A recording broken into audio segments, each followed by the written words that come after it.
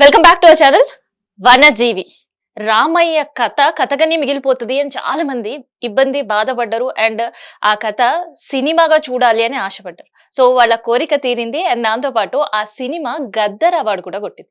Present ఆ movie team అంతా మనతో ఉన్నారో ఒకసారి మాట్లాడదాం. అండ్ మనం మూవీ మాత్రమే చూస్తున్నాం, కానీ తెర వెనక వాళ్ళ పడ్డ కష్టం ఏంటి, అండ్ అంత పర్ఫెక్ట్ గా మూవీ తీయాలి అంటే బియాండ్ హార్డ్ వర్క్ ఎంతో ఉంటది. సో ఒక్కసారి మూవీ టీమ్ తో ఆ హార్డ్ వర్క్ అంతా ఏంటో తెలుసుకుందాం. అండ్ కేవలం గద్దర్ అవార్డ్ తో మాత్రమే మూవీ ఆగుతుందా, నేషనల్ అవార్డ్ వైపు ప్రయాణం సాగిస్తుందా, ఇలాంటి విషయాలు తెలుసుకుందాం. ప్రజెంట్ మనతో స్టూడియోలో డైరెక్టర్ గారు, మ్యూజిక్ డైరెక్టర్ అండ్ హీరోయిన్ ముగ్గురు ఉన్నారు. సార్ నమస్తే. నమస్తే అండి. సో డైరెక్టర్ గారు, ఫస్ట్ మిమ్మల్ని నేను ఒకటి అడగాలనుకుంటున్నా. సో గద్దర్ అవార్డ్ వరకు టీం అంతా చేరుకుంది. ఫస్ట్ ఆఫ్ ఆల్ మీ అందరు కూడా కంగ్రాట్స్. Thank you. అసలు మీకు ఎవరు ఇన్స్పైరింగ్ ఈ స్టోరీకి? వేణు దీన్ని ఇన్స్పైరింగ్ అన్నదమ్మా, ఇది యాదృచ్ఛికంగా జరిగింది. యాక్చువల్లీ నేను కన్నడ మూవీ షూటింగ్లో జరుగుతున్నప్పుడు గ్యాప్ వస్తుంది. గ్యాప్లో మొబైల్ వాచ్ చేస్తాను అసలు తెలుగులో వాటి ఏం జరుగుతుందని. అప్పుడు ఏదో ఛానల్లో చూపిస్తున్నారు. ఆయన పాస్డ్ అయ్యి ఆ రోజున చాలామంది ఫీల్ అవుతున్నారు. అన్ని ఛానల్ కవర్ చేస్తూ ఉన్నాయి, దాని గురించి బయోగ్రఫీ ఆయన గురించి చెప్తా ఉన్నారు. చెప్తూ ఒకరోజు లాస్ట్లో ఎవరైతే చెప్తున్నారో యాంకరు, ఇది ఇంతటితో ఆగొద్దా ఆయన లైఫ్, ఆయన స్ఫూర్తి ఇంతటితో ఆగిపోద్దా, ఆయన ఆశయం ఇంతటితో ఆగిపోద్దా, కంటిన్యూగా ఎవరైనా ఉన్నారా అని క్వశ్చన్ మార్క్ వేశారు.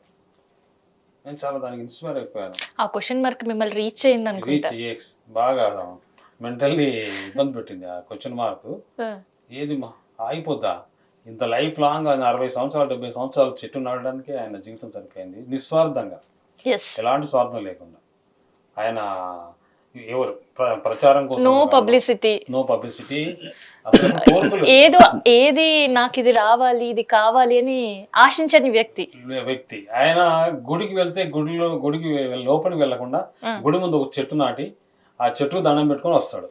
అలాంటి వ్యక్తి అనమాట. అంత గ్రేట్ పర్సన్ ఆగడం ఏంటి? ఆయన ఆశయం ఉన్నది, ఆగడానికి వీల్లేదు. పాఠ్య పుస్తకంలో ఒక లెసన్ ఉందని తెలుసు, బట్ ఒక మాధ్యమాల్లో ఒక మంచి అతని మీద ఒక బయోగ్రఫీ, ఒక మంచి సినిమా ఉంటే అదే ప్రతి స్కూల్లో, గవర్నమెంట్ ప్రతి స్కూల్లో కూడా దీన్ని మనం ఇప్పుడు డిజిటల్ అయింది, ప్రతి స్కూల్లో డిజిటల్ సినిమాస్ ఉన్నాయి.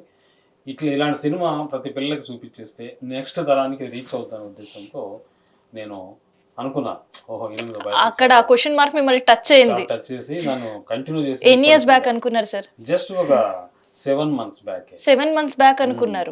అప్పటి వరకు అసలు థాట్ కూడా లేదు. థాట్ లేదు. 2-3 సార్లు రవీంద్ర భారతిలో ఆయన కలిశాను. నేను అప్పుడు ఏదో పనులు ఉండి బిజీగా ఉండి వెళ్ళిపోయేవాడిని. ఆయనకు నమస్కారం పెట్టి వెళ్ళిపోయేవాళ్ళం.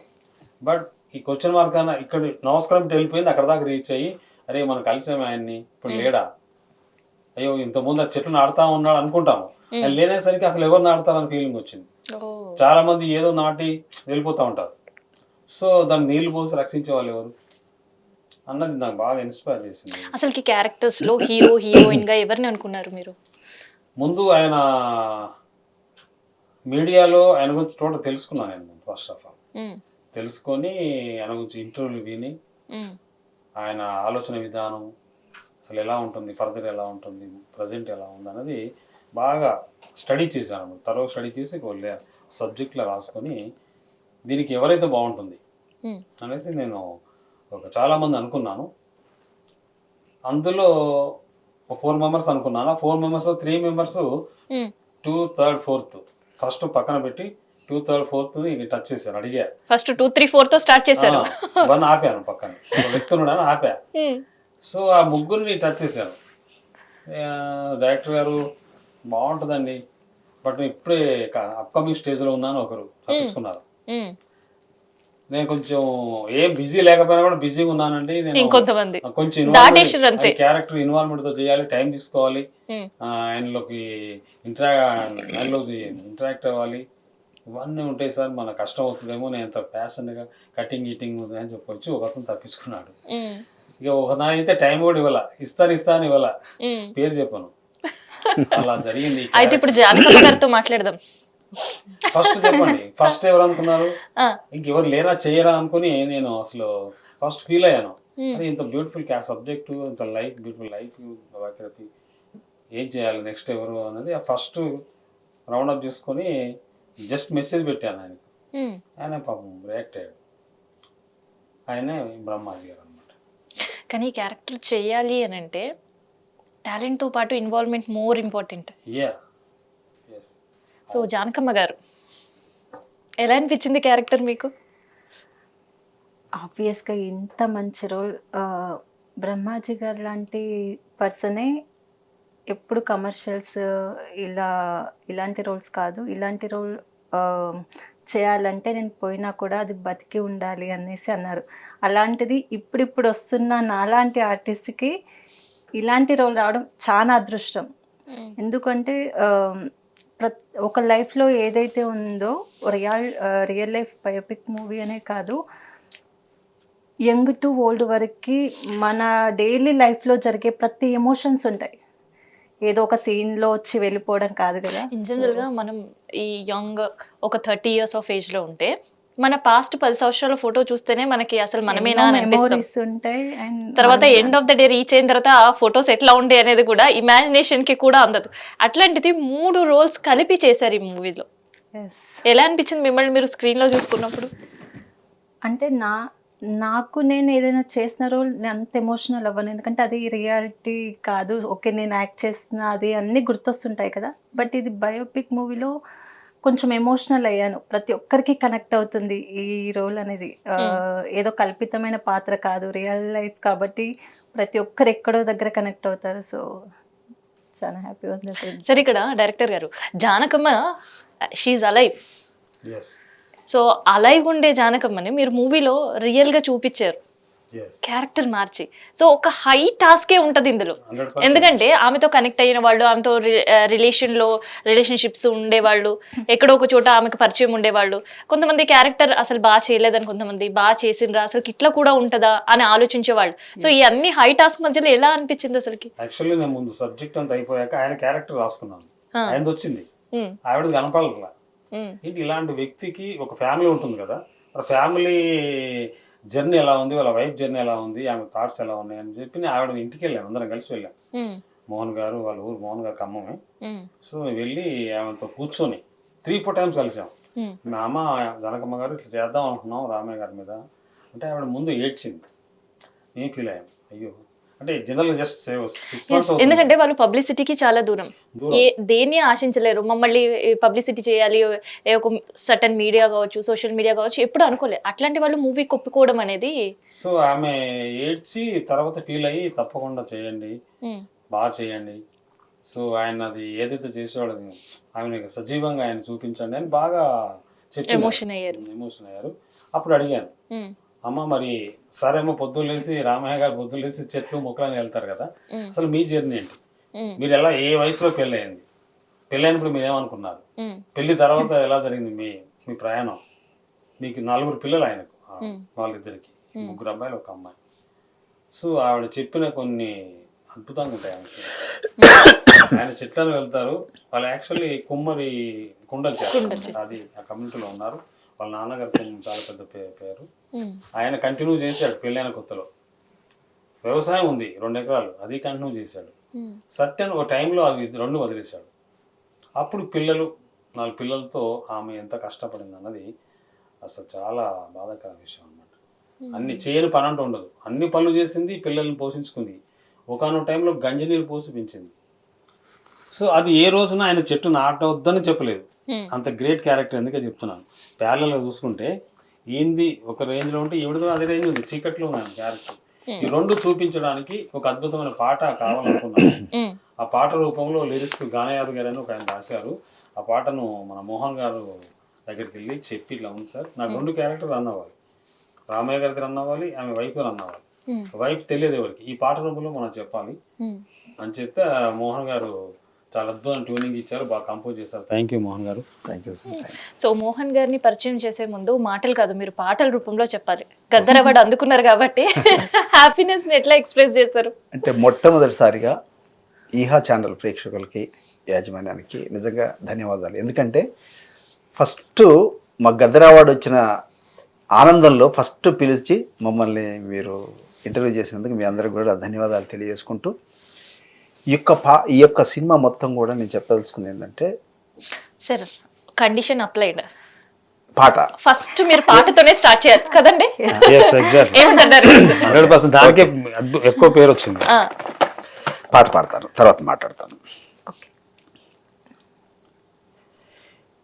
ఏ బంధం నీది ఏమి బంధం, మొలక నుండి మాను వరకు సంబంధం, కట్టుకున్న బంధం కన్న బంధము కాదని పెంచుకున్న చెట్టుతో సంబంధం. ఏ బంధం నీదేమి బంధం, ధరణి పైన జనించిన మానవ జాతి పశుపక్షాదులు కోట్ల మనుగడకు జీవమైన చెట్టు తల్లితో సంబంధం. ఏ బంధం నీదేమి బంధం, ధరణి పైన జనించిన మానవ జాతి పశుపక్షాదులు కోట్ల మనుగడకు జీవము పోసిన చెట్టు తల్లితో సంబంధం. ఏ బంధం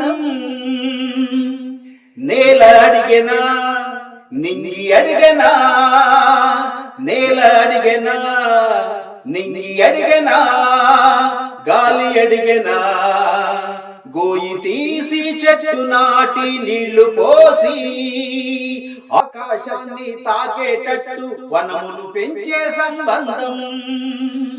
నేల అడిగెనా నింగి అడిగెనా, గాలి అడిగెనా, గోయి తీసి చెట్టు నాటి నీళ్లు పోసి ఆకాశాన్ని తాకేటట్టు వనములు పెంచే సంబంధం. ఏ బంధం నీదేమి బంధం, మొలక నుండి మాను వరకు సంబంధం, కట్టుకున్న బంధం కన్న బంధము కాదని పెంచుకున్న చెట్టుతో అనుబంధం. Super super super sir. Regular movies చేయడం ఒకటైతే బయోపిక్ చేయడం హైలీ టాస్క్. సో క్యారెక్టర్ విషయానికి పక్కన పెడితే మ్యూజిక్ టఫెస్ట్ జాబ్ అనిపించిందా? 100%. ఎందుకంటే సినిమా అనేది ఎంటర్టైన్మెంట్, ఇది జీవితాన్ని చూపించాలి. ఎస్, ఈ జీవితాన్ని చూపించాలంటే మ్యూజిక్ కూడా కత్తి మీద సాము లాంటిది. అంటే మనం ఏదో ఒకటి చేయడానికి వీలుండదు. అంటే డైరెక్టర్ గారి మనసులో ఏదైతుందో, ఆయన ఏదైతే ఆలోచిస్తుందో దాన్ని మ్యూజిక్ డైరెక్టర్ అనేవాడు కనెక్ట్ కాకపోతే ఎట్టి పరిస్థితుల్లో అది రీచ్ అవ్వదు. కాబట్టి ఈ సినిమాకి నిజంగా క్రెడిట్ గోస్ టు మా డైరెక్టర్ గారు. ప్రతిదీ దగ్గరుండి ఒక పాటే కాదు, ఒక మాటే కాదు, ఏది ప్రతిదీ కూడా. ఎందుకంటే వారితో నేను ఈ సినిమా మొత్తం జర్నీ చేసిన నేను చూశాను కదా. వారు డే అండ్ నైట్ కూడా ఎంత కష్టపడి తిని తినక అసలు ఆర్గనైజేషన్ కూడా వన్ మ్యాన్ షో లాగా చేశారు. నిజంగా వారికి నిజంగా మనస్ఫూర్తిగా నేను ఈ ఛానల్ సందర్భంగా థ్యాంక్స్ చెప్తున్నాను. ఎందుకంటే మా అందరికి కూడా ఇవాళ పేరు వచ్చింది, మాకు అంతో ఇంతో ఇంత ఇక్కడ దాకా వచ్చాము అంటే, ఒక అవార్డు స్థాయికి వచ్చామంటే వారు తప్ప ఇంకా. ఆయన ఒక క్రికెట్ టీంకి కెప్టెన్ అంటాడు, ఎవరిని ఎక్కడ ఎప్పుడు దింపాలా ఎప్పుడు పట్టుకోవాలనేది చాలా అద్భుతంగా చేశారు. ఆర్గనైజేషన్ ఆయనకు మించిన ఆర్గనైజేషన్ నేను చూడలేదు. ఎందుకంటే దీనికి డబ్బులు లేక ఎన్ని కష్టాలు పడ్డాడు చూసాక నేను. అసలు పట్టు వదలని విక్రమార్కుడు అంటే మా వేమగంటి గారు. నిజం మనస్ఫూర్తి చెప్తున్నమాట ఇది. ఎందుకంటే వేరే వాళ్ళు అయితే వదిలేసి పారిపోయేవాళ్ళు, ఇది నాకెందుకు అని.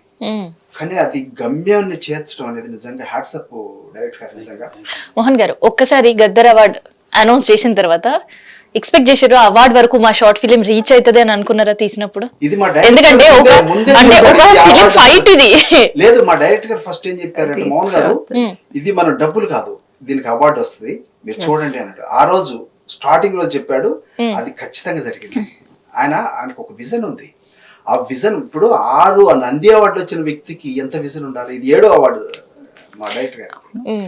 కానీ ఆ విజన్ లేకుండా ముందు పోలే, గుడ్డిగా ఏం పోలే, చాలా ప్లాన్డ్ గా.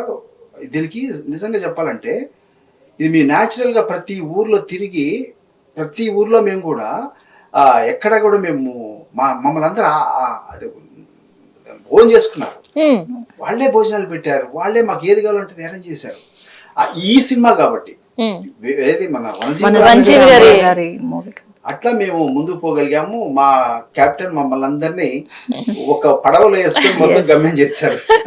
ఇంకా గమ్యం చేరలేదని అనుకుంటున్నాను డైరెక్టర్ గారు. నేనైతే కేవలం నంది అవార్డ్ తో మాత్రమే ఈ మూవీ ఆగిపోద్దు, నేషనల్ అవార్డు వరకు చేరినప్పుడే గమ్యం చేరినట్టేమో, ఏమంటారు? అది ఖచ్చితంగా. ఎందుకు అంటే ఇంకా సార్ కూడా ఫీచర్ ఫిల్మ్గా తీసి అండ్ నేషనల్ ఇంటర్నేషనల్ వైజ్గా అది తీసుకెళ్ళాలి అని సార్ ఇప్పుడు కాదు, వనజీవి రామయ్య గారి మూవీ అనుకున్నప్పుడే ఎంతో దూరం ఆలోచించారు.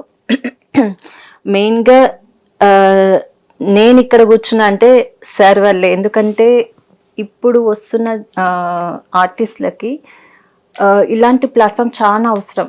అది అవార్డ్ మూవీ అవని small budget or big budget అదంతా పక్కన పెడితే, ఎందుకంటే బ్రహ్మాజీ గారు లాంటి పక్కన ఒక రోల్ చేయాలి అంటే అలాంటి స్టేజ్ ఉన్న అంత పెద్ద ఆర్టిస్ట్ని తీసుకోగలరు ఎవరైనా. ఇప్పుడు కొందరు ఫాలోవర్స్ ఎక్కువ ఉన్న వాళ్ళని, లేదు అంటే పెద్ద వాళ్ళని తీసుకోవడం అది కామన్గా జరుగుతుంది. మాలాగా వస్తున్న వర్కే ఇంపార్టెంట్ అనేసి అనుకున్న వాళ్ళకి దొరకడం చాలా రేర్. అలాంటిది అవకాశం కానీ అలాంటిది సార్ విజన్లో నేను కనిపించడం నా అదృష్టం మెయిన్గా. సార్ ఎందుకంటే బ్రహ్మాజీ గారు రిఫర్ చేసినంత మాత్రాన కథకళి మూవీ చేస్తున్నాక సార్తో యాక్ట్ చేశాను. సో జస్ట్ ఇలా ఉన్నారు అన్నట్టుగా ప్రొఫైల్స్ వెళ్తుంటే అలా వెళ్ళింది సార్ దగ్గరికి. కానీ సార్ సెలెక్ట్ చేయకపోతే నేను ఇక్కడ ఉండేది కాదు కదా. సో ఇలాంటి సార్ ఇలాంటి డైరెక్టర్ రావాలి అండ్ ఇంకా మంచి మంచి మూవీస్ తీయాలి. అండ్ సక్సెస్ అంటేనే మెయిన్గా గవర్నమెంటే గుర్తించింది నంది అవార్డు తోటి. అండ్ ప్రజలలోకి వెళ్తుంది అండ్ ఇంత మంచి మూవీస్ ప్రోత్సహిస్తుంది అంటే, అండ్ మా అందరినీ ఇక్కడి వరకు తీసుకొచ్చింది మెయిన్గా డైరెక్టర్ గారు. ఎందుకంటే ప్రొడ్యూసర్స్ మారచ్చు అండ్ ప్రతి విలేజ్లో ఎన్నో కష్టాలుగా, మూవీ అంటే కష్టాలు అండ్ ప్రతిదీ కాదు. దట్టు కంప్లీట్ గా విలేజ్ లో షూట్ చేయాల్సిన ఒక్కొక్క. ఎలా అనిపించింది అసలు విలేజ్ లో ఈ మూవీ షూటింగ్? చాలా జానకమ్మ గారిని కలిసిండ్రా మీరు? కలిసాను. ఎలా అనిపించింది ఆ క్యారెక్టర్ చేసి తన్ని చూసిన తర్వాత? తను ఇప్పటికీ నేను పాత్రలు అంటే ఇప్పుడు అంత రాముడికి సీతలు అంత రామయ్యనే ప్రతిదీ అనుకునే అంత ఇప్పుడు నవడేస్ ఉండట్లేరు. బట్ అంత రియాలిటీగా ఉందా అనుకుంటే, తన ఫస్ట్ డే తనని మీట్ అయిన రోజు కూడా అంతే. రామయ్య గురించి అడిగితే ఇప్పటికీ ఏడుస్తూ తన కళ్ళలో ప్రతిదీ లవ్ కనిపించింది. సో రియల్గా గ్రేట్ అసలు. ప్రతి దాంట్లో సపోర్ట్గా ఉంటూ తనని వాళ్ళ ఫ్యామిలీని చూసుకుంటూ వాళ్ళిద్దరి స్టోరీ వింటుంటే ఇలాంటి రోల్ నాకు రావడం రియల్గా. మీరు ఆ రోల్ చేశారు, ఎస్. తర్వాత చూశారు తన్ని. చూసిన తర్వాత ఏమనిపించింది? నేను నాకు ఇచ్చిన క్యారెక్టర్ని 100% నేను చేయగలిగానని అనిపించిందా? అంటే తనని చూసినంత మాత్రాన తన స్టోరీ, అప్పటి స్టోరీస్ నాకు తెలీదు. డైరెక్టర్ సార్కి తెలుసు కాబట్టి అప్పుడు తను పడిన స్ట్రగుల్స్ ప్రతిదీ కూడా నాతో చేపించారు. అంటే ఇది నార్మల్గా స్టోరీ చెప్తే ఏదో నేను చేసేయడం కాదు. తన ఇన్నోసెన్స్ కానీ తన క్యారెక్టర్ ఎలా బిహేవ్ చేసేది ప్రతిదీ నాలో నేను చూపించాలి. ఏదో నాకు నచ్చినట్టుగా అది చెప్పగానే చేయడం కాదు కదా. సో ప్రతిదీ సార్ చేపించారు. సో అంత రీచ్ అయింది కాబట్టి అంత బాగా వచ్చింది అనేసి అనుకుంటున్నాను. ఇంకా సో అవార్డ్ మూవీ అని ఫస్ట్ మూవీ అనుకున్నప్పుడు ఎలా చెప్పగలిగారు? యాక్చువల్లీ సబ్జెక్ట్ కంటెంట్ అంత స్ట్రాంగ్, ఆయన క్యారెక్టర్ అది ఎవరు కాదనడానికి వీళ్ళు అసలు. అవును, highly impossible, no word at all. పోటీ పడడానికి ఎవరు లేరు దానికి, ఆ సబ్జెక్ట్. సో అట్లాగా నేను బ్రహ్మాజీ గారు చెప్పి ఒప్పించాను, నాగరాజు గారు చెప్పి ఒప్పించాను.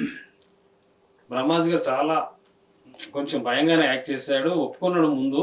బట్ చేసేటప్పుడు చాలా స్టెబిలిటీగా ఆయన గురించి బాగా విన్నాడు. ఆయన ఇంటర్వ్యూలు అన్ని చూశాడు, బాడీ లాంగ్వేజ్ కానీ, మాట్లాడే సిస్టమ్ కానీ, గెటప్ కానీ చాలా బ్యూటిఫుల్. బై బ్యాడ్ లక్ ఆయన ఇంటర్వ్యూస్ చాలా కొన్ని ఉంటాయి, బట్ ఆయన పబ్లిసిటీ కోరుకోలేడు కాబట్టి చాలా రేరెస్ట్ ఆఫ్ రేరెస్ట్ ఇంటర్వ్యూస్ ఉంటాయి. సో అట్లాగమ్మా ఆయన అట్లా ఇన్వాల్వ్మెంట్ అయ్యి నేను ఏది చెప్తే అది చేశాడు.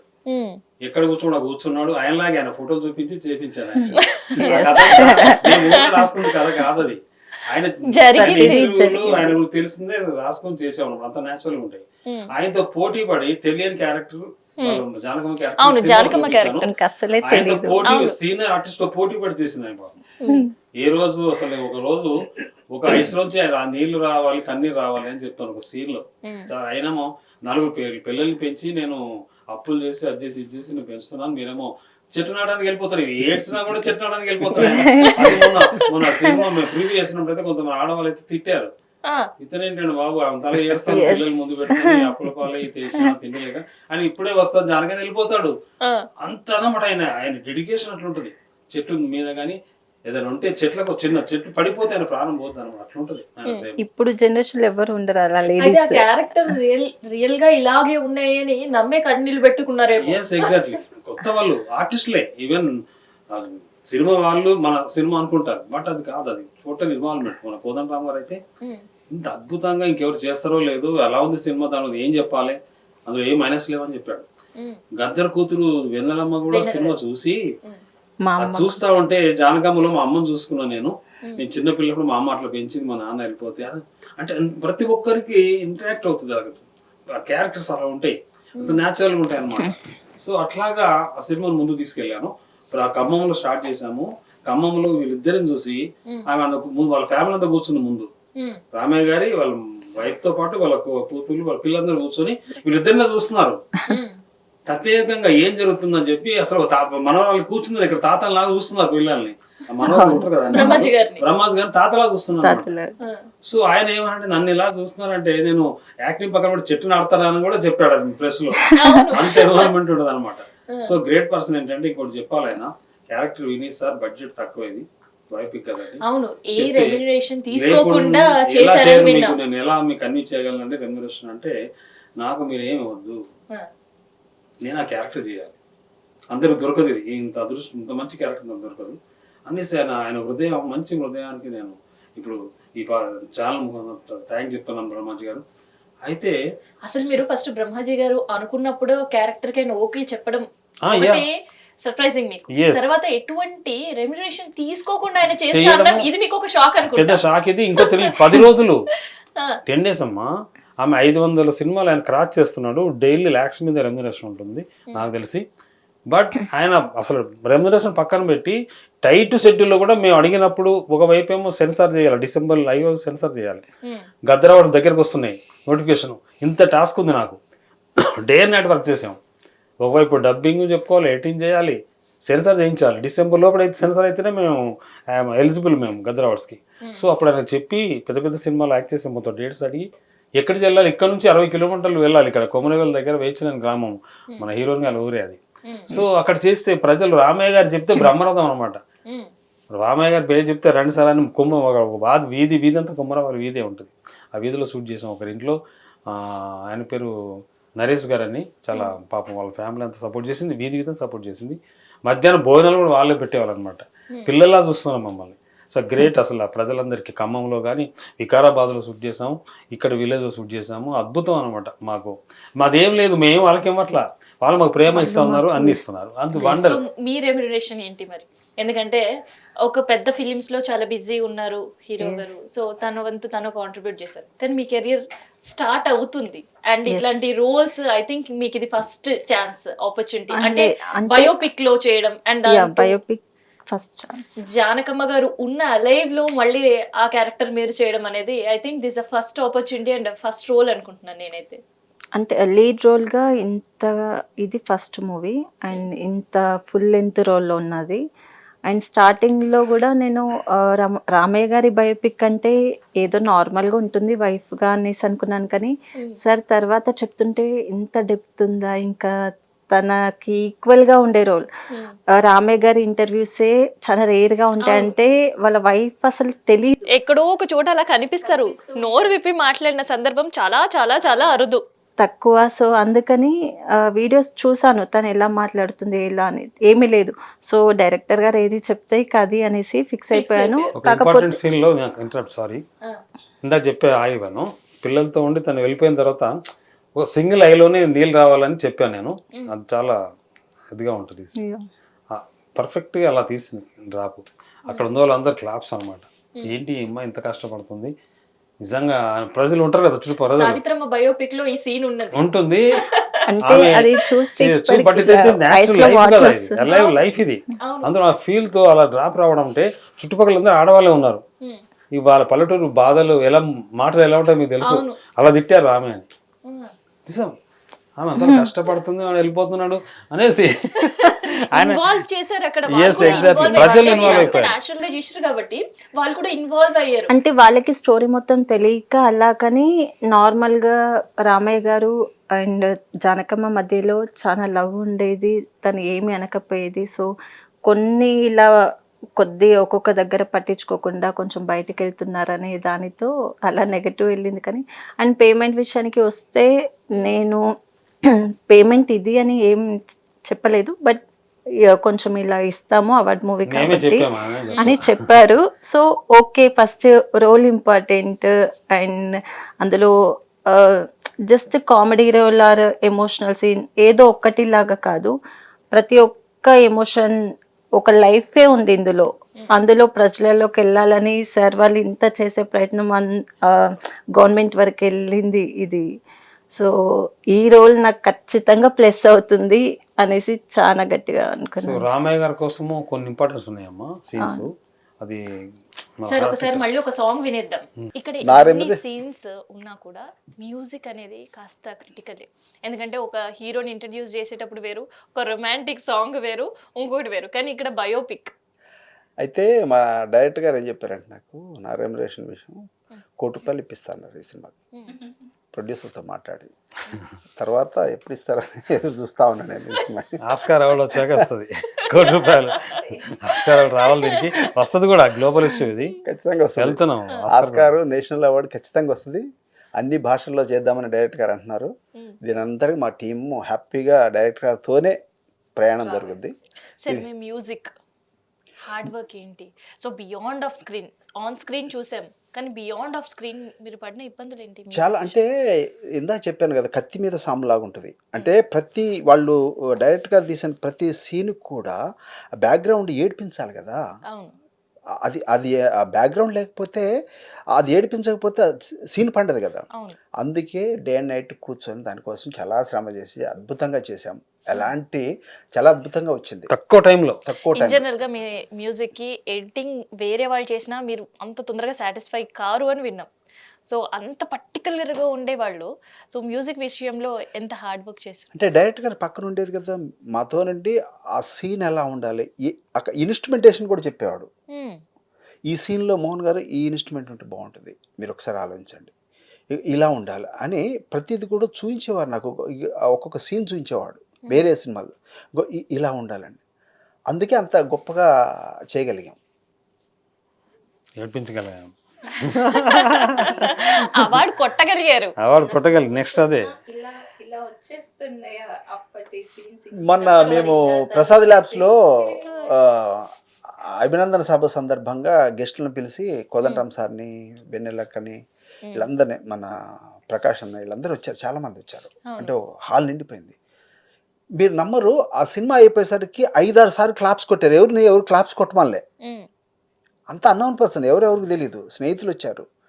అందరు చూస్తూనే అక్కడ నేను ఏడ్చానంటే, నేను అన్నిసార్లు చూసిన సినిమాని నేను 2-3 సార్లు దుఃఖం ఆగట్లేదు తెలుసా. ఇది వాస్తవం. ఇది ఏదో మీడియా కోసం మీడియా ముందు చెప్పడం కాదు, చాలా అంత గొప్పగా తీశారు. నిజంగా చెప్తున్నాను కదా, డైరెక్టర్ గారు కనుక అన్నీ కూడా సమకూరిస్తే అద్భుతంగా తీసేవాడు సినిమా. ఆయన అసలు వన్ మ్యాన్ షో. అదే పట్టు వదలని విక్రమార్కుడు కాబట్టి అందరిని భుజాన్ని వేసుకొని పోయాడు. కానీ వారికి కనుక సరైన బడ్జెట్ కనుక ఇస్తే అవార్డు సినిమాల్లో ఆయనకు మించిన వాళ్ళు తీయటానికి అంత అద్భుతంగా తీయగలడు. ఈ సినిమాని అంత బాగా చేసి, ఏమి లేకుండా ఇంత తీసాడంటే అన్నీ ఉంటే ఇంకా అద్భుతంగా చేసేవాడు. సో మూవీ మంచి సక్సెస్ అయింది. సో కేవలం ఈ గద్దర్ అవార్డుతో మాత్రమే ప్రయాణం ఆగాలి అని ఎవరు కోరుకోవట్లేదు. సో కేవలం తెలుగు భాషకు మాత్రమే ఈ షార్ట్ ఫిలిం ఉండాలి అని కోరుకోవట్లేదు. సో మరి వాట్ నెక్స్ట్ అంటే ఒకటే, అవార్డ్స్ పక్కన పెడుతున్నాం ఈసారి. ఈ కథ విషయంలో అవార్డ్స్ పక్కన పెడుతున్నాం. చెప్తా తను ఎందుకు పక్కన పెడుతున్నాం అనేది. ఆయన ఆశయాన్ని ముందుకు తీసుకెళ్తున్నాం. ఇప్పుడు స్టేట్ వరకు ముందుకు తీసుకెళ్ళాము. ఆయనకు పద్మశ్రీ వచ్చింది 2017లో, 1.5 నాటిన పద్మశ్రీ వచ్చింది. ఆయన తీసుకెళ్ళి అక్కడ దాకాను. మేము పిక్చర్తో నేషనల్ తీసుకెళ్తున్నాం. మనం నేషనల్ వైజ్ తీసుకెళ్ళి నేషనల్ అవార్డు కొట్టాలన్నది ఆ కాన్సెప్ట్తో కొడతాం, ఆయన ఆశయంతో కొడతాం, మాది కాదు ఆశయం. అక్కడ వెళ్తే ఏమవుతుందంటే ఇండియా వైజ్ నేషనల్ అవార్డు వచ్చింది, ఇండియా వైజ్ ఆయన స్ఫూర్తి, ఆయన ఆశయం వెళ్తుంది, ప్రజల్లోకి వెళ్తుంది, యూత్లోకి వెళ్తుంది, నెక్స్ట్ జనరేషన్కి వెళ్తుంది. ఏం చేతంటే ప్రతి స్కూల్లో దాన్ని ప్రదర్శిస్తారు, ప్రతి యూనివర్సిటీలో ప్రదర్శిస్తారు, సో ప్రతి కాలేజీలో ప్రదర్శిస్తారు. అప్పుడు ఏమవుతుందో స్టూడెంట్లో మేము తీసుకెళ్ళిన వాళ్ళం అవుతాం, ఆటోమేటిక్గా నేషనల్ రేంజ్కి వెళ్ళినప్పుడు అవార్డు వస్తుంది. ఇది గ్లోబల్ ఇష్యూ కాబట్టి మళ్ళీ అతని ఆశయం ఏం చేస్తున్నామంటే ఆస్కార్కి వెళ్తాం. సో మేము వెళ్ళము, ఆయన ఆశయం మమ్మల్ని తీసుకెళ్తుంది, సక్సెస్ చేస్తుంది. కాదు మేడం, మీకు ఒకటి చిన్నది ఏంటంటే మన పద్మశ్రీ రావడానికి ఒక జీవిత కాలం కష్టపడితే పద్మశ్రీ వస్తుందా? పద్మభూషణ్, ఆస్కారు ఎందుకు రాకూడదు? రామయ్య గారికి అట్లా గొప్పగా చేసిన వాళ్ళు, అంటే ఈ గ్లోబల్ని కాపాడాలని ఒక మంచి సంకల్పంతో చేసిన వాళ్ళకి ఆస్కార్ ఎందుకు ఇవ్వకూడదు? ఎందుకు పద్మభూషణ్, పద్మవిభూషణ్ ఎందుకు ఇవ్వకూడదు? ఇవ్వాలంటే ఇంకొక తరం, అంటే ఇంకా 70 సంవత్సరాలు 80 సంవత్సరాలు బతికితే ఇస్తుందా? గవర్నమెంట్ కూడా ఆలోచించాలా, ఇలాంటి వాళ్ళకి ఎన్ని అవార్డులైనా ఇచ్చేయాలి. ఎందుకంటే ఇన్స్పిరేషన్. ఇంకో చాలామంది ఇలా చేయటం వల్ల గద్దర్ గారు లేని తర్వాత గద్దర్ అవార్డ్స్ అని పేరు వింటున్నాం. అవును అవును. కానీ తను ఉన్నప్పుడు కూడా రామయ్య గారు నేను వెళ్ళాక కూడా నా పేరు ఉండాలని ఇంత చేశారు. సో తను ఉన్నప్పుడే పద్మశ్రీ అనేది రావడం, తను అంత గట్టిగా అనుకున్నారు కాబట్టి ఇలా వేమగంటి సార్ ఇలా తనతో ఇలా తీపిచ్చుకుంటున్నారేమో అనేసి అనిపిస్తుంది. మాకు ఎన్నో సో సమస్యలు నెక్స్ట్ ఏ వచ్చాయి. లాంగ్వేజెస్ లో ఉండబోతుంది అనే ప్రశ్నకి చెప్పలేదు. లాంగ్వేజ్ ఉంటుంది మేడం, మమ్మల్ని ఎన్ని సమస్యలు ఉన్నాయి వెనకాల ఉన్నాడు అనుకుంటున్నాం మేము, అలా సాల్వ్ చేశాడు ఆయన, ప్రతిదీ సెట్ చేస్తున్నాడు. మనీ లేకున్నా వెనకాల సెట్ ప్రొడ్యూసర్స్ చేస్తున్నా లేకున్నా అందరు మా దగ్గరికి వస్తున్నారు అనమాట. సార్ ఇది ఒక హై టాస్క్. అసలు లో బడ్జెట్ మూవీ అన్నా ఎక్కడ ఆగిపోతుందో తెలియని ఒక టెన్షన్ ఉంటది. బడ్జెట్ మూవీలు ఆగిపోతున్నాయి. ఇది అట్లాంటిది ఆల్రెడీ లో బడ్జెట్ అని చెప్పినా కూడా సక్సెస్ఫుల్ గా కంప్లీట్ చేసి అవార్డు వరకు తీసుకొచ్చారు. చేస్తున్నాం. How it possible?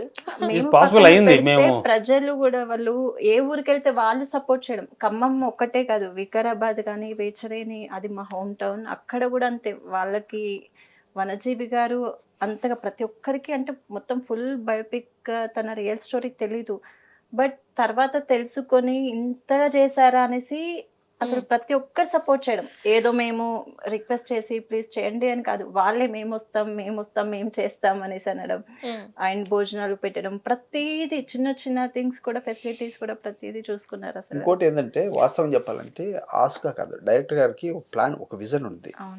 ఖమ్మం పోతే ఏం చేయాలా, ఎవరు మనకి సపోర్ట్ చేస్తారు, వికారాబాద్ పోతే ఎవరున్నారు, ఈ ప్లానింగ్తో నడిచింది తప్ప ఉత్తగా ఆస్కా ఏం కాదు. ఇది దాని యొక్క ప్రతిదీ ఎవరితో ఏ పని అవుద్దని మైండ్లో ఉండేది డైరెక్టర్ గారికి, వాళ్ళని అప్రోచ్ అయ్యేవాడు, దానివల్ల ముందుకెళ్ళింది తప్ప ఉత్తగా ఆశగా కాదు. సరే ఎంత అనుకున్నారు డైరెక్టర్ గారు మీరు? ఫస్ట్ బడ్జెట్ ఎంత అవుతుంది అని అనుకున్నారు? బడ్జెట్ ఎవరు చెప్పాలి అసలు, జనరల్గా అయితే బడ్జెట్ చెప్పాలి, చెప్తే అక్కడ ఉంటాం మనం, చెప్పకుండా స్టార్ట్ చేసాము.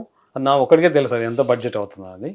సో ప్రొడ్యూసర్స్ కూడా స్టెప్ బై స్టెప్, ఫస్ట్ ఒకతను వచ్చాడు ఆగాడు, ఫస్ట్ ఇంకొతను వచ్చాడు, థర్డ్ ఇంకొతను వచ్చి ఫినిష్ చేశాడు ఆయన. సో ముగ్గురు కూడా థ్యాంక్ చెప్తున్నాను, ఎందుకంటే ముగ్గురు ఇన్వెస్ట్ చేశారు కాబట్టి ప్రొడ్యూసర్కి థ్యాంక్ చెప్తున్నాను. అట్లాగే బ్రహ్మాజీ గారికి, నాగరాణ్ గారికి, మోహన్ గారికి, కెమెరామెన్ గారికి, ఎంటల్ యూనిట్ థ్యాంక్ చెప్పాలి నేను. ఆర్టిస్టులు, టెక్నీషియన్స్ అందరు సహకరిస్తేనే మనది అనుకుని ముందుకెళ్ళాం మనం. అందులో మహేష్ గారు, నాగమహేష్ గారు బిజీగా ఉంటాడు, ఆయన ఆర్టిస్ట్ పెద్ద పెద్ద సినిమాలు చేస్తున్నాడు. నాకున్న పరిచయంలో అడిగాను, సార్ ఎట్లుంది వనజీవి కాదంటే బ్రహ్మాజీ గారికి ఫోన్ చేసి అడిగాడు, ఏమన్నా నిజమేనండి నేను చేస్తున్నానంటే ఆయన వచ్చి చేశాడు. అట్లా కాదు, ఇంకా మిగతా సీనియర్ ఆర్టిస్టులు అందరూ చేశారు, దీనికి వర్క్ చేశారు.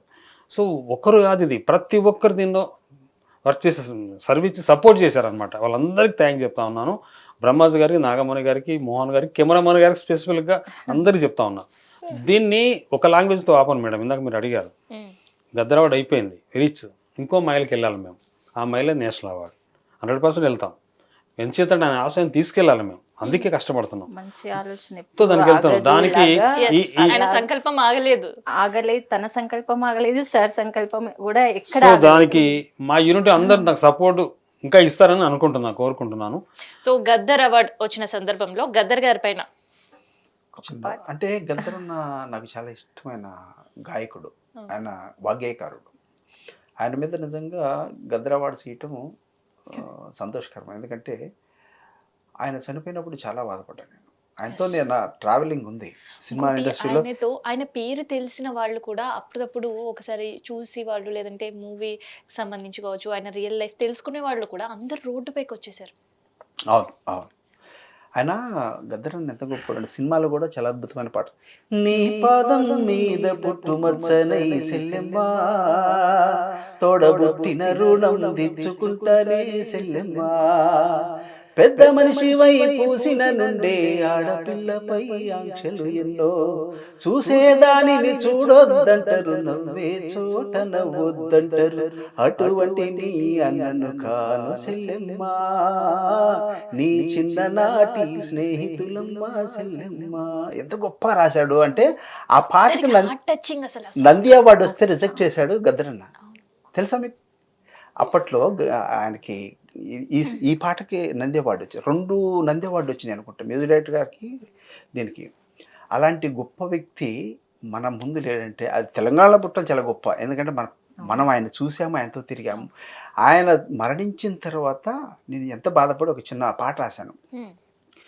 గద్దరన్న పాటకు ప్రాణం పోసేదెవ్వరో, గద్దరన్న ఆట పాట ఆడి పాడేదెవ్వరు, గద్దరన్న పాటకు ప్రాణం పోసేదెవ్వరో, గద్దరన్న ఆట పాట ఆడి పాడేదెవ్వరు, ఉద్యమాల వీరుడితోటి పోటీకొచ్చేదెవ్వడమా, గద్దరన్న సద్ది మూట విప్పి చూపేదెవ్వరు, గద్దరన్న పాటకు ప్రాణం పోసేదెవ్వరు, గద్దరన్న ఆట పాట ఆడి పాడేదెవ్వరు, ఆడపు దరువు నడిగిన ఈ కాలు గజ్జెనడిగిన ఆ గోసి గొంగడి నడిగిన, ఉద్యమాల వీరుడితోటి పోటీకొచ్చేదెవ్వరు, మన ఉద్యమాల వీరుడితోటి పోటీకొచ్చేదెవ్వరు,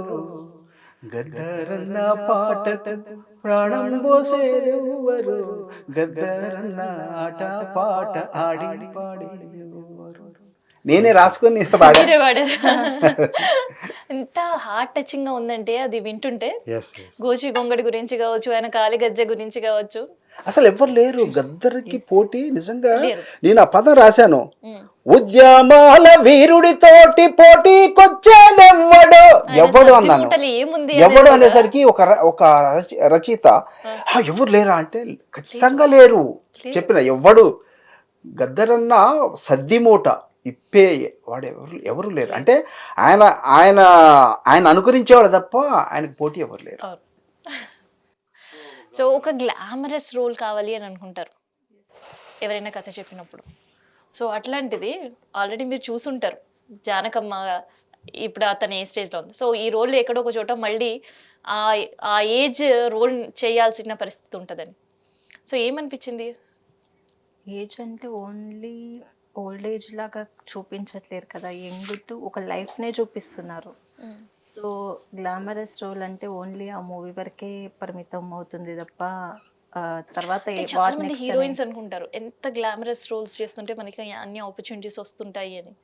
అది రాంగ్. వాళ్ళు కూడా అది చేసిన ఎమోషనల్ అండ్ ప్రతి ఎమోషన్ ఉన్న రోల్ చేయాలి అనేసి ఖచ్చితంగా అనుకుంటారు.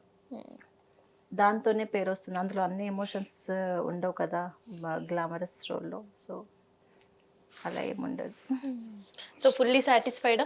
ఈ రోల్ 100% ఫుల్ఫిల్ చేసా అనిపించిందా? 100% అని ఎందుకంటే షార్ట్ ఫిల్మ్ కాబట్టి టోటల్ బయోపిక్ మూవీ మొత్తం తీయలేము, 2-3 అవర్స్లోనే తీయలేము. సో ఉన్న దాంట్లో సార్ చెప్పినట్టుగా ఉన్న కొన్ని ఇంపార్టెంట్ సీన్స్లా చేసాము. సో ఇంకా నెక్స్ట్ మళ్ళీ ఫీచర్ ఫిల్మ్లో ఇంకా ఛాన్స్ దొరుకుతుంది కాబట్టి అప్పుడు చేయగలుగుతానేమో అనేసి చూస్తున్నాను. ఎందుకంటే అర్థం అవ్వడానికే టైం పట్టింది ఆ రోల్ గురించి, తన అంత ఇన్నోసెన్స్. అండ్ నాకే ఒక్కొక్కసారి పెయిన్ అనిపించేది, తను ఎంత పడింది అప్పుడు స్ట్రగుల్, ఎంతో చెప్పుకోలేని బాధ ఉంటుంది. బట్ అలానే రామాయణ వదిలిపెట్టలేదు. సో అన్ని చాలా ఉంటుందమ్మా. యాక్చువల్లీ ఈయన చెట్టు నడడానికి వెళ్ళినప్పుడు ఈయన వైఫ్ చాలా కష్టపడింది కదా, పంచాయతీ జరుగుతుంది ఊర్లో. పంచాయతీలో ప్రెసిడెంట్ చెప్తాడు, నువ్వు చెట్లు ఆపడవా, చెప్పు నాటడం ఆపాయా, నువ్వు నీకేమన్నా డబ్బులు ఇస్తే నువ్వు ఏదో మళ్ళీ వ్యవసాయం చేసుకోమని చెప్తే ఒకటే చెప్తాడు. అంటే వీళ్ళిద్దరి మధ్యలో విడాకులు తీయాలని డిస్కషన్ అది పంచాయతీలో. అప్పుడు ఒకటే చెప్తాడు అనమాట. ఈ హిడెన్ స్టోరీ అంతా కూడా ఎవరికి తెలియవు. అంత మీరు డెప్త్గా స్టడీ చేసాం కాబట్టి చెప్తున్నా. సైకలాజికల్గా కూడా వెళ్ళాం లోపల. సో ఇట్లా ఎవరికైనా న్యాచురల్ కదా, ఇంత జరుగుతున్నప్పుడు ప్రజలు ఊరుకోరు కదా, పేరున్న ఫ్యామిలీ అది. అది అతను ఒక్కడే అంటాడు, సార్ విషం ఇవ్వండి తాగుతా, విషం ఇవ్వండి తాగుతా, చనిపోతా కానీ చెట్లు నాటడం ఆపనని చెప్తాడు. ఎంత అద్భుతంగా చెప్పాడు ఆయన, చెప్పండి. ఇది వింటే అలా చేశాడు ఆయన. అదే డైలాగే, ఆయన చెప్పిన డైలాగే నేను చెప్పాను సినిమాలో.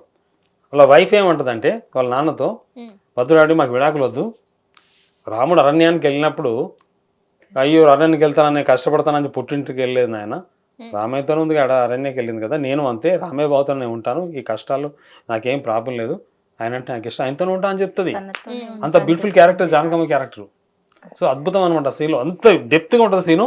ఎండింగ్ ఈమె ఒక డైలాగు జానకమ్మ చెప్పి ఒక డైలాగ్ ఫినిష్ అయిపోయి వెళ్ళిపోతారు వాళ్ళు. డైలాగ్ ఒకసారి మళ్ళీ వినాలనుకుంటున్నాను. చెప్తుంది. ఓన్లీ ఫ్యామిలీతోనే కాదు, బయట ఇప్పుడు ఉంటారు కదా తన కోసం ఉండే ఇంటి పక్కన వాళ్ళు కానీ ఎవ్వరు ఏది అన్నా కూడా ఇట్లా ఏమంటారులే అక్క, మా ఆయన చేసేది మంచి పనే కదా, ఇట్లా మొక్కలు పెరిగి పెద్దగా అయితే ఎండకి నీడనిస్తాయి, పండ్లనిస్తాయి, వర్షాకాలంలో వర్షాలు ఇస్తాయి, మంచి గాలినిస్తాయి, నువ్వు కష్టపడుతున్నావు నేను కష్టపడుతున్నాను, సో మీ మొగుల గురించి నాకు తెలియదు, నా మోడు మాత్రం బంగారం అనేసి అందరికీ చెప్పుతుంది. అండ్ అలాగే వాళ్ళ పేరెంట్స్ వచ్చినా విడాకుల వరకు వచ్చినా కూడా రాముడు అరణ్యవాసానికి వెళ్తే సీతమ్మ ఎలా అయితే రాముని వదిలి వెళ్ళలేదో అలాగే నేను నా రామయ్యని వదిలి అస్సలు రాను అన్నట్టుగా ఆ డైలాగ్. హార్ట్ టచింగ్ డైలాగ్ ఏంటి మీకు ఇందులో? హార్ట్ టచింగ్ వినాలనుకుంటున్నాం మళ్ళీ. అంటే ఎక్కువ తన కోసం ఫ్యామిలీ కోసం కష్టపడినవే ఎక్కువ ఉన్నాయి, డైలాగ్స్ అనేవి తక్కువ ఈ షార్ట్ ఫిల్మ్లో. బట్ ఉన్నవి ఇవే ఉన్నాయన్నమాట. కొంచెం బిడ్డలతోని అలా డైలీ మాట్లాడుకుంటాం కదా, మరీ డైలాగ్స్ లాగా అలా ఏం లేవు. ఇప్పుడు కంప్లీట్ షార్ట్ ఫిల్మ్ లో మనకి ఏదో ఒక సీన్ హార్ట్ టచింగ్ ఉంటుంది, ఏదో ఒక మనం చెప్పిన డైలాగ్ హార్ట్ టచింగ్ ఉంటుంది. ఇది పంచాయతీ సీన్ లో రామయ్య కోసం రాముడు డైరెక్టర్ గారు చెప్పేశారు, సో అదే ఎక్కువ ఎమోషనల్. తర్వాత ఇంకా నేను బిడ్డల కోసము వడ్డీకి తెచ్చింది ఇట్లా ఒక కన్నె నుండి నీళ్ళు వస్తున్నాయి అంటారు కదా, అదొక సీన్ లో కొంచెం ఎమోషనల్ అవుతాను. బట్ అయినా కూడా పట్టించుకోకుండా తను మొక్కలు నాటడానికి వెళ్తుంటే చిన్న స్మైల్ ఇస్తూ ఏమనలేకపోతుంటది, ఇటు బాధ ఉంటది లోపల, అది మాత్రం చాలా ఎమోషనల్ అనిపిస్తుంది. ప్రతి సీన్ కూడా హార్ట్ టచింగ్ ఉంటుంది. ప్రతి సీన్ ఒక్కటి అని చెప్పాను ఇందులో, ఎందుకంటే తన స్టోరీ ఎమోషనల్ మొత్తం. ప్రతిది కూడా ఫస్ట్ డే నుండే తను పెళ్లి అవ్వగానే కూడా బయట చెట్లు నాటడానికి వెళ్తే తను ఒక్కతే ఉంటుంది నార్మల్ గా. అసలు ఈ జనరేషన్ ఆ మూవీ చేసిన తర్వాత మీకు పర్సనల్ గా అనిపించిందా ఈ జనరేషన్ పిల్లలు అట్లా యాక్సెప్ట్ చేస్తారా? హస్బెండ్స్ చేయరు అంటే చిన్నదానికి పెద్ద గొడవలాగా మిస్అండర్స్టాండ్ అట్లా ఉంటారు. కాబట్టి ఇప్పటి జనరేషన్లో ఉండడం తక్కువ. ఇట్లాంటి ఇప్పటి జనరేషన్లో ఓన్లీ మొక్కల గురించి సామాజిక సేవ గురించే కాదు, హస్బెండ్ అండ్ వైఫ్ లవ్ కానీ అండ్ పిల్లల రెస్పాన్సిబిలిటీ కానీ ప్రతి ఒక్కరికి. అందుకే అంటున్నాను ఇలాంటి రోల్ రావడం నాకు అదృష్టం. గ్లామరస్ రోల్ అది అలాంటివి వాటిలో ఏం మెసేజ్ ఉండదు. నా అదృష్టం కొద్దీ సార్ విజన్లో నేను జానకమ్మ కనిపించడం రియల్గా lucky. Thank you so much sir.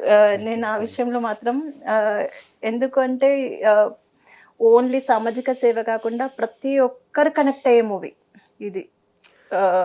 పిల్లలు, పెద్దలు, హస్బెండ్ అండ్ వైఫ్, ప్రతి ఒక్కరు. ఎందుకంటే మన కష్టాలు నథింగ్ ఇందులో.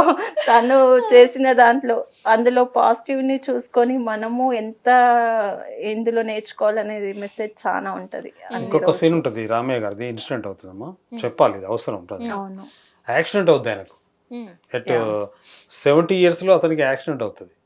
అప్పుడు కూడా వెళ్తా ఉంటాడు బండి మీద చెట్లు తీసుకొని. సో చెట్లు నాటితే, చెట్టుకు మనం ఏం చేయాల్సిన పని లేదు, నాటితే చాలు, అది కొన్ని తరాలు మనకు సమాజానికి హెల్ప్ చేస్తుంది, ప్రజలకు హెల్ప్ చేస్తుంది.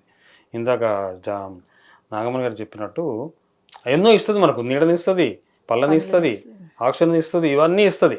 అందుకని ఆయన జీవితకాలము చక్రం, మన కుండ కోసం చక్రం తిప్పుతాం కదా, కుండ తయారవుతుంది. ఈయన జీవిత చక్రం అంతా చెట్ల చుట్టూ తిరిగింది. సో కంపేర్ చేసాం ఆ జీవితాన్ని, ఆ ఏజ్ని కంపేర్ చేసాం. వెళ్తా అంటే యాక్సిడెంట్ అవుతుంది. యాక్సిడెంట్ అవుతే హాస్పిటల్ వేస్తే రైట్ లెగ్ చిన్న ఫ్యాక్టరీ అవుతే కొన్ని టేస్ట్ చెప్తుంది అన్నమాట జానకమ్మ, 4 రోజులు మీరు రెస్ట్ తీసుకుంటే సరిపోతుంది. ఎక్కడ భయం అయితే లేచి వెళ్ళిపోతాడని భయం అనమాట.